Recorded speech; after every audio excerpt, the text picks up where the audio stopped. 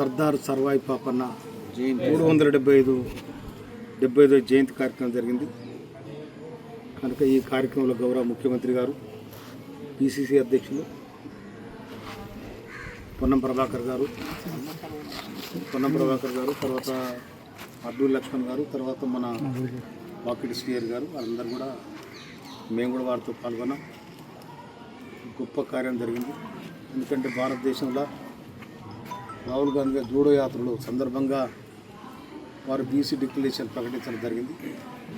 దాని ప్రకారం బీసీలకు 42% రిజర్వేషన్ ఇవ్వాలని రాష్ట్ర ప్రభుత్వం సామాజికంగా ఆలోచన చేయడం జరిగింది. రేపు బీజేపీ ప్రభుత్వం ఒప్పుకోకపోయినా పార్టీ పరంగా, ప్రభుత్వ పరంగా ఒక నిర్ణయం తీసుకొని దానికి బీసీలకు 42% రిజర్వేషన్ చేయాలి. ఎందుకంటే కాంగ్రెస్ ప్రభుత్వం, రాహుల్ గాంధీ, సోనియా గాంధీ, ఖర్గే వారి ఆదేశం ప్రకారం రేవంత్ రెడ్డి గారి ప్రభుత్వం సామాజిక న్యాయాన్ని ముందు తీసుకుపోయే క్రమంలో 40 ఏళ్ళుగా కొట్లాడిన ఏబిసిడి వర్గీకరణ అది కంప్లీట్ చేయడం జరిగింది. తర్వాత ఇక్కడ మన పిల్లలు చదువుతున్న హాస్టల్లో ఏతుందో హాస్టల్ల పిల్లలకు 40% మెస్ ఛార్జీలు, తర్వాత 300% హాస్పిటల్ ఛార్జీలు పెంచడం జరిగింది. వాళ్ళ మంచి విద్య అందించడానికి. ఇంకోటి ఏంటంటే ఇవాళ దేశంలో భూములు మంచి పరిస్థితి లేదు, ఏదోనికి లేకపోతే ఏదో నిధులు ఇచ్చే పరిస్థితి లేదు. కనుక క్వాలిటీ ఎడ్యుకేషన్ ఇస్తే మనం బతుకుపడిపోతాం. అందుకోసం ప్రతి నియోజకవర్గాన్ని ఇంటిగ్రేటెడ్ స్కూల్ కూడా ఇలా దాదాపు మనకు 200 కోట్ల రూపాయలతో ఇంటిగ్రేటెడ్ స్కూల్ తిరువనగిరిలో మనకు శాంక్షన్ చేయించాం. దాని ఫౌండేషన్ కూడా ఇచ్చినాం. అతి తొందర టెండర్ అయితే పనులు ప్రారంభించడం జరుగుతుంది. కనుక ఎడ్యుకేషన్ అనేది ప్రాధాన్యతగా ఇవాళ రాష్ట్ర ప్రభుత్వం ముందు వరుసలో ఉన్నది. దాని ప్రకారం ఇవాళ మనం కూడా ఈడ ఇండస్ట్రియల్ పార్క్ కూడా మనకు శాంక్షన్ అయింది. ఆడ అడ్డగూడూరు కాడ 185 ఎకరాలు, 165వ సర్వే నెంబర్ల 185 ఎకరాల ఇండస్ట్రియల్ పార్క్ స్టార్ట్ చేయాలని రాష్ట్ర ప్రభుత్వం ఆయన మన 14 తారీఖున, జూలై 14 తారీఖున ముఖ్యమంత్రి గారు కూడా ప్రకటించడం జరిగింది. ఆ కార్యక్రమం జరుగుతూ ఉంది. ఈ నియోజకవర్గాన్ని ముందు వరుసలో పెట్టడానికి కాంగ్రెస్ ప్రభుత్వం తర్వాత మన గౌరవ మన ఎంపీ గారు గౌరవనీయులు కిరణ్ కుమార్ రెడ్డి గారు, మన మంత్రివర్యులు వెంకరెడ్డి గారు, ఉత్తమ్ కుమార్ రెడ్డి గారు వారి సహకారంతో ఈ నియోజకవర్గాన్ని కొంచెం ముందు వరుసలో పెట్టాలని ప్రయత్నం చేస్తూ ఉన్నా.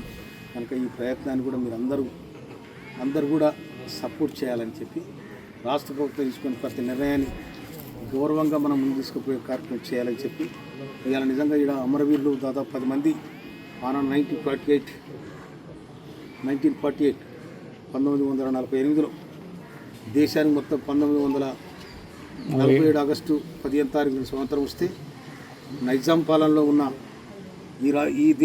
ఇది దేశం ఆనాడు తెలంగాణ దేశం, ఇది హైదరాబాద్ స్టేట్ ఇది. కనుక ఈ స్టేటు విముక్తి జరగాలని చెప్పి ఆనాడు తెలంగాణ సాయుధ రైతాంగ పోరాట యోధులు, అటుపక్క కాంగ్రెస్ యాక్షన్ టీం ఇవన్నీ కూడా కలిసి ఇలా నైజామును పారదోలడం జరిగింది. దాంట్లో భాగంగా వల్లాల్లో 8 మంది 10 మంది మాకు స్వతంత్రం వచ్చిన సంబూరం సందర్భంగా జెండలు పెట్టేందుకు వాళ్ళని కూడా కాల్చివేయడం జరిగిందని చరిత్ర చెప్తుంది మనం. కనుక వారి స్మారకార్థం ఇక్కడ కూడా స్తూపం నిర్మించడం జరిగింది. ఆ కార్యక్రమాన్ని పురస్కరించుకొని మనం ఇక్కడ ఒక సభ కూడా పెడతాం తొందరలో. దీనికి గౌరవనీయులు మాజీ ఎంపీ, మాజీ పిసి అధ్యక్షులు హనుమంతరావు గారు ఇనిషియేటివ్ తీసుకొని మరి ఇక్కడ ఇంతియాజ్ కానీ లేకపోతే ఇక్కడ ఉన్న స్థానిక నాయకులు అందరూ కూడా సహకారం తీసుకొని ఈ కార్యక్రమం చేయడం జరిగింది. కనుక అతి తొందరలో పిసిసి అధ్యక్షుల వారు ఇక్కడ వచ్చే అవకాశం ఉంటుంది. కనుక దాంట్లో భాగంగా ఈ స్కూల్ మొత్తం కూడా డివైడ్ చేసి కొత్త స్కూల్ కట్టేయడానికి నేను యోగిత రాణా ప్రిన్సిపల్ సెక్రటరీ తీసుకొచ్చి దీనికి, ఎందుకంటే దాదాపు 48 కంటే ముందు కట్టే స్కూల్ ఇది, దాదాపు 80 ఏళ్ళ కింద కట్టిన స్కూల్ ఇది.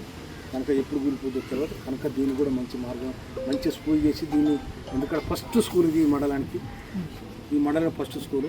ఈ తాలూకా ఆనాడు నగరికల్ తాలూకా అవుతుందో ఆ తాలూకాలో ఇది మూడో స్కూల్ ఇది.